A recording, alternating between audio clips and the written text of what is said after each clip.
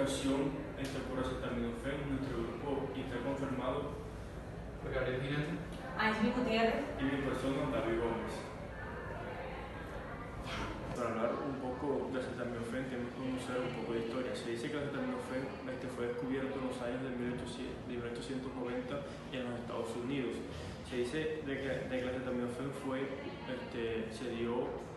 por un compuesto de analgésicos como son la fenacetalina y la acetadilina. Se dice de que estos analgésicos se dejaron de utilizar porque tienen muchas reacciones adversas, como es la metamoglobinemia, de que es una enfermedad ya caracterizada por los altos niveles de metahemoglobina en sangre. Y también se dice de que el acetaminofén se empezó a utilizar ampliamente en la década de los 60 en los Estados Unidos, pero como ya sabemos, el acetaminofén es un medicamento de amplio venta libre, de que se puede conseguir fácilmente. Fue en esos años que también se conoció de la parte de la toxicidad de que produce en el hígado, y así como ya sabemos ahora, y el acetaminofén se utiliza y en combinación de muchos medicamentos, como ya más adelante se lo vendré diciendo cada uno. Historia del acetaminofén. En este caso, el paracetamol y el acetaminofén es el mismo compuesto químico y debemos tener primeramente eso claro. Se dice que fue descubierto en el año 1890 a partir del compuestos analgésicos conocidos como la fenacetina y la acetanilida. Ahora, para hablar un poco sobre esto, se dice que el acetaminofén no empezó a ser utilizado ampliamente hasta la década de los años 70 y 60, pero más o menos fue por varios procesos que les voy a mencionar. Por ejemplo, a los inicios de esto, en el siglo XIX, tanto la fenacetina como la acetanilida se usaban como analgésico y antipirético, eso es cierto, pero la aceptación de ella estaba limitada porque esto provocaba reacciones adversas, en este caso la metahemoglobinemia. Entonces, la principal causa era esta, pero ¿qué pasó luego de que evolucionó la industria química? Encontraron de que había un compuesto o un metabolito que se llamaba N-acetil P-aminofenol, lo cual, aparte de ser responsable de la analgesia y la antipirexia, en este caso de estos dos, la fenacetina y la acetanilida, también se sintetizó en 1878 con la intención de poder causar menos la metahemoglobinemia y así reducir esta en la población. Luego se conoció en este caso el compuesto como acetaminofeno, que se empezó a utilizar en Estados Unidos, Canadá, Japón y otros varios países, lo cual posteriormente salió el paracetamol, que también se utilizó en otros lugares del mundo. Ambos términos, tienen que ver con el compuesto de acetaminofén. Y dice que se fue utilizando primeramente en Estados Unidos y Reino Unido en la clínica en 1950, pero su aceptación realmente internacionalmente en todo el mundo fue, no retrasada, sino que se esperó mucho para dar un consenso total de que realmente iba a ser aceptada para la aplicación, en este caso o administración del ser humano. Entonces, al 1970 fue que entonces decidieron aceptarla de manera generalizada en toda la industria química, aunque aún todavía seguían preocupándose por la toxicidad de sus precursores, que era algo que siempre habían tenido incluso desde el momento en que se descubrió este compuesto químico. Se dice que actualmente la administración de este medicamento tiene una variedad de importantes razones por las que la persona la consume, y la variedad de combinaciones que esta hasta ahora actualmente tiene. Se dice que puede ser utilizado como analgésico, sedante, descongestionantes, expectorantes, antihistamínicos y opioides. Las presentaciones más comunes del acetaminofén, ya como sabemos, las cápsulas de 500 miligramos, que es la más común, ya que ya se va reduciendo el grado de uso. Se dice que los comprimidos vienen en 160 miligramos, 250 miligramos, en 500 miligramos, en 650 miligramos. Los comprimidos ya se referentes de 1 gramo, las gotas de contenido de 100 miligramos, los sobres y efervescentes de 1 gramo, las soluciones de 150 miligramos y 325 miligramos, y la suspensión de 120 miligramos, los supositores de 150, 250, de 300 miligramos, de 500 miligramos y 600 miligramos, y vial ya para la infusión de 100 mililitros de contenido. Aquí están en imágenes los medicamentos que más se utilizan de acetaminofén. Como ya dije, la cápsula de 500 miligramos, que es que es la primera imagen que vemos acá. El acetaminofén en jarabe, y este medicamento se utiliza más que todo en niños recién nacidos o que no pueden tomar pastillas o jarabes. Estas le dan en gotas. Doles, como sabemos, también en niños. Y estos dos son dos medicamentos combinados. ¿Qué son? Son medicamentos de acetaminofén.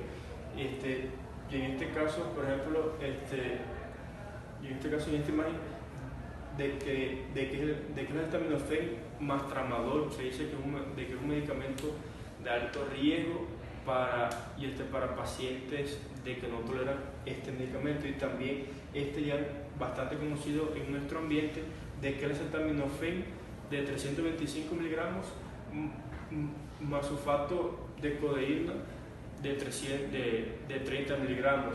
Y aquí las indicaciones del acetaminofén, se dice de que en niños no se puede utilizar en niños en menores de 12 semanas de edad, y la dosis determina el peso. Un ejemplo, si el niño pesa 10 kilogramos, se le van a dar al niño 5 cc de acetaminofén. Y la frecuencia ya la determina el médico. Regularmente siempre son de 4 a 6 horas ya se da el medicamento. Y en adulto, como ya dijo mi compañero, la dosis máxima se dice que puede ser hasta 3.000 miligramos de acetaminofén en el día. Farmacocinética del acetaminofén, vamos a dar varios puntos claros sobre este medicamento, y es que este es un medicamento que tiene una excelente absorción en el cuerpo humano.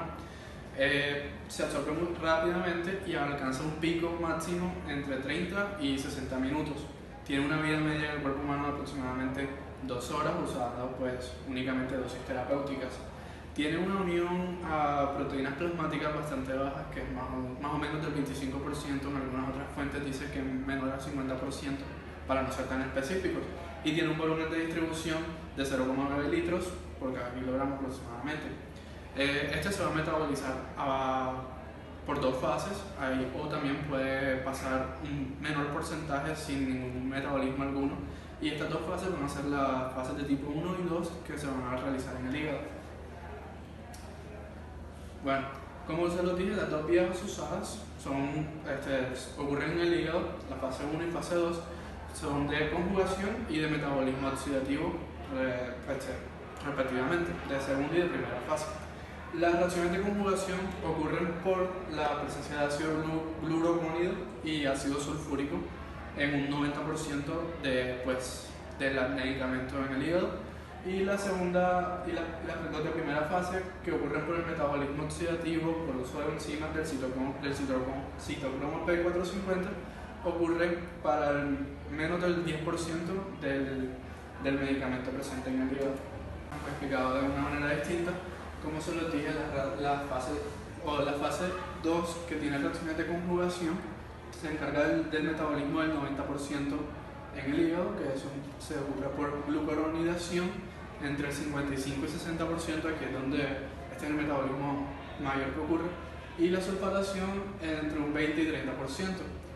Esta que sería pues la fase que nos va a dar una toxicidad hepática o un daño o un perjuicio para el hígado, ya que a partir de la oxidación por el citocromo P450 se va a producir lo que es el PQI en menos del 10%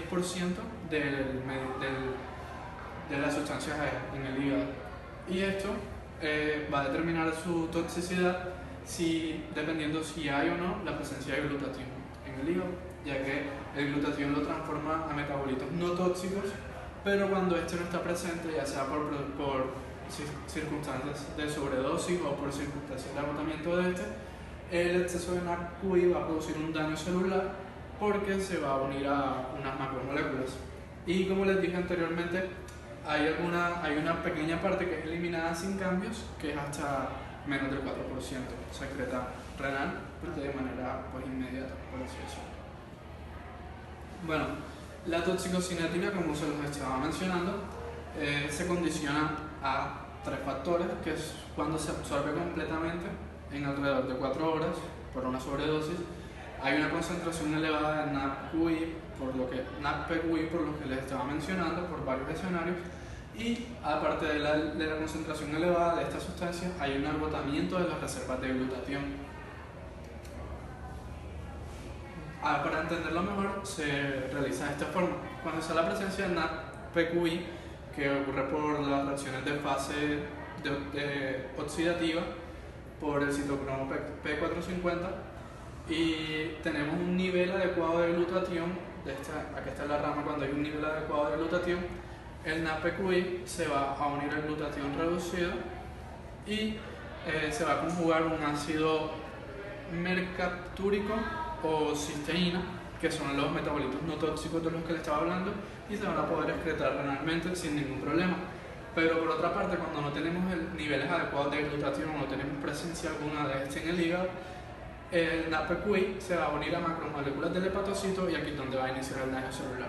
Vamos a hablar de la toxicodinamia, en este caso por intoxicación por acetaminofén. Para tener en cuenta este metabolito o en este caso el compuesto acetaminofén, tenemos que saber primeramente que el acetaminofén es lo mismo que hablar de paracetamol, ya que es el mismo compuesto. Sin embargo, vamos a tener en cuenta 3 factores importantes para, en este caso, la dinámica del medicamento durante el movimiento durante el cuerpo. En este caso, el primer paso es que nosotros tenemos que entender que este medicamento es tanto antipirético como analgésico y que no cumple la función de antiinflamatorio, ya de que el acetaminofén bloquea, en este caso, las prostaglandinas, que son mediadores celulares que producen, en este caso, el dolor. Y por lo tanto, cuando las prostaglandinas son inhibidas, ellas son inhibidas directamente desde el sistema nervioso central y inactivan alguna señal directa con los tejidos, en este caso periféricos, por lo tanto no va a mejorar de pronto los procesos inflamatorios. Como segunda complemento de la toxicodinamia en el acetaminofén, nosotros tenemos que tener en cuenta la dosis, pero esta dosis va a ser relativa primeramente teniendo en cuenta tanto el peso como el metabolismo del paciente. Entonces, la dosis máxima va a ser 4 gramos por día y la dosis tóxica se considera que está entre 6 a 7 gramos por día. Sin embargo, esto en miligramos se dice que casi 3.000 miligramos de acetaminofén en el cuerpo se considera todavía un rango normal, o sea, considerado que en el día el paciente puede consumir 3.000 miligramos, pero si llega a 7.000 miligramos ya se convierte en una sustancia tóxica. Entonces, ¿en qué enfermedades no se recomienda tomar en este caso el acetaminofén, o que en su defecto la toxicidad de esta puede afectar más la condición del paciente? En enfermedades hepáticas y enfermedades renales, que más adelante pues yo voy a mencionar por qué. Y por último encontramos lo que es la metabolización de, en este caso, del metabolito tóxico del acetaminofén, que es el N-acetil-P-benzoquinoneimina, que en este caso este metabolito va a ser metabolizado por medio de la degradación que lo va a hacer el glutatión, porque para el proceso de la toxicodinamia de este metabolito se necesita el glutatión y como fuente importante para la degradación, de este caso, del metabolito tóxico.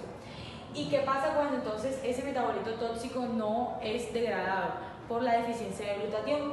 Lleva a cabo lo que es la necrosis hepática, lo cual va a producir un daño importante en las células de los hepatocitos y así producir una hepatitis fulminante. Para cabo, se dice que primeramente cuando está el suministro ampliamente de glutatión en el hígado, vamos a poder degradar fácilmente este metabolito, porque el hecho de que nosotros consumamos el acetaminofén puede generar cierto grado de toxicidad dependiendo de la cantidad que suministremos al cuerpo.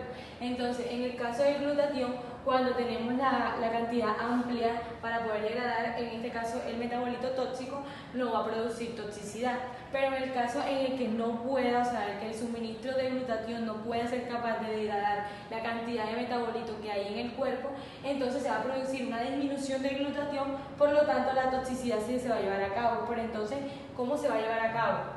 Ese N-acetil benzoquinioneimina, que se asocia a un glucosisteína, se forma en el hígado debido a la unión covalente con las proteínas que son constituyentes directamente de las células hepatocíticas del hígado, lo cual forman estos aductos en el hígado que principalmente, o sea, ellos pueden darse por la unión covalente o por la unión la unión covalente o la unión a proteínas directamente o selectivamente con proteínas específicas. Pero ¿qué va a pasar? Que en este caso la covalente no va a ser tan tóxica como de pronto la sustitución del grupo acirilo, que es una de las tantos grupos que se dan para, en este caso, la unión de otras proteínas específicas. Ahora, en este caso de que no es tan tóxico, ¿qué quiere decir? Que puede que se formen los aductos proteicos, pero esos aductos proteicos que se acumulan en el hígado, cuando son en gran cantidad o hay más de lo normal, ahí sí puede ser hepatotóxico. Pero en el caso de que se formen los aductos proteicos, no significa que siempre va a ser tóxico, porque incluso durante el método terapéutico se va a poder visualizar el proceso de aductos proteicos. Ahora, ¿qué va a pasar? Cuando entonces vemos que se da la disminución del glutatión, se van a afectar algunas funciones normales de la célula, porque ya yo dije que ella se une a células del hepatocito, en este caso del hígado, y entonces van a alterar la función normal de la célula, van a causar disfunción mitocondrial, estrés oxidativo, también van a causar alteraciones en las defensas contra especies que son endógenas del oxígeno reactivo. Entonces, ¿qué va a pasar de lo importante de estas que yo les mencioné, los eventos que ocurren cuando en este caso el glutatión está disminuido? El estrés oxidativo, en este caso el peróxido nítrico, causa lo que es una peroxidación más adelante, o sea, como resultado la peroxidación. ¿Y qué pasa con la perioxidación? Daña en este caso el ARN de la célula, y cuando daña el ARN de la célula directamente activa la liberación del óxido nítrico para causar la peroxidación, y se libera gran parte de estas células específicas inflamatorias, que en este caso son los macrófagos, que van a llegar directamente donde se encuentra la necrosis celular o en este caso la alteración de la microcirculación. Ahora, ¿pero por qué? O sea, ¿creen ustedes que se va a producir, cómo los macrófagos van a llegar al lugar de necrosis?